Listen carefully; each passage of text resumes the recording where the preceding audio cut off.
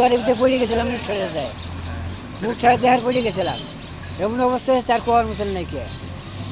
পরশু দিনে পড়ছি, আজকেও পড়ছি কয়েকবার। এই রাস্তার এই অবস্থা প্রায় 6 মাস ধরে খুবই খারাপ, যাতায়াতে খুবই অসুবিধা হচ্ছে। সাধারণ মানুষ সহ এই রাস্তা দিয়ে প্রতিদিন মিনিমাম 100টা অ্যাম্বুলেন্স যাতায়াত করে। অনেক ক্ষতিগ্রস্তর ভিতরে আছে। এখন সরকার নাই বিধায় কি এগুলো ঠিক হবে না ভাই? ঠিক আছে, এগুলো কি ইউনুস কাকা দেখতেছে না?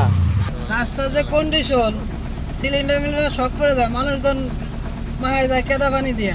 ঝুঁকির কোনো শেষ নাই ভাই, প্রচুর ভাঙ্গা। এখান থেকে আসতে যাবেন যেখানে 5 মিনিট লাগে সেখানে মনে হয় 15 থেকে 20 মিনিট লেগে গেছে। ঠিক আছে, রাস্তার অবস্থা একদমই খারাপ। বিশেষ করে বৃষ্টি হলে মনে হয় রাস্তায় যাতায়াত অনেক ভয়াবহ অবস্থা এবং কি ঝুঁকিপূর্ণ। ঠিক আছে, যার কারণে মনে হয় আপনার 10 মিনিটের রাস্তা যাইতে হয় আপনার 30 মিনিটে। বৃষ্টি হলে গাড়ি পাওয়া যায় না, অনেক হয়, মনে করেন যে নিজেদের খুব ভোগান্তি। আমার খেয়াল যে রাস্তাগুলো না হওয়ার কারণ হলো যে এখানে গাফলিতে চলতেছে। গাফলিতে হলো যে এটা রাস্তা পাশ হয়েছিল, শুনছি এর আগে বছর 3-4 আগে রাস্তা কাজ চলবে। এখন এই সরকার যাওয়ার পর তার শুনতেছে না কাজ চলতেছে। রাস্তার যা অবস্থা তাতে আসলে মানে এতটা দুর্ভোগ বিগত ইতিহাসে এমন অবস্থা কোনোদিনও ঘটে নাই। এই সেতু দিয়ে বিভিন্ন জেলার যানবাহন এত পরিমাণে বেড়েছে এবং এই রাস্তাটা এজন্য আমাদের অতি জরুরি হয়ে পড়েছে।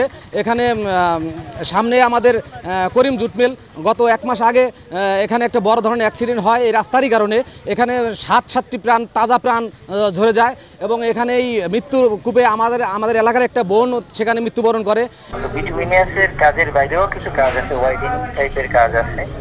তো সেই কাজগুলো হয়তো শুরু করবেন আর কি। ইতিমধ্যে ওনাদের মোবিলাইজেশন, মানে বলা হয় যে সাইটে তার যন্ত্রপাতি, গাড়ি, তারপরে হচ্ছে যে ম্যাটেরিয়াল নিয়ে আসতেছে।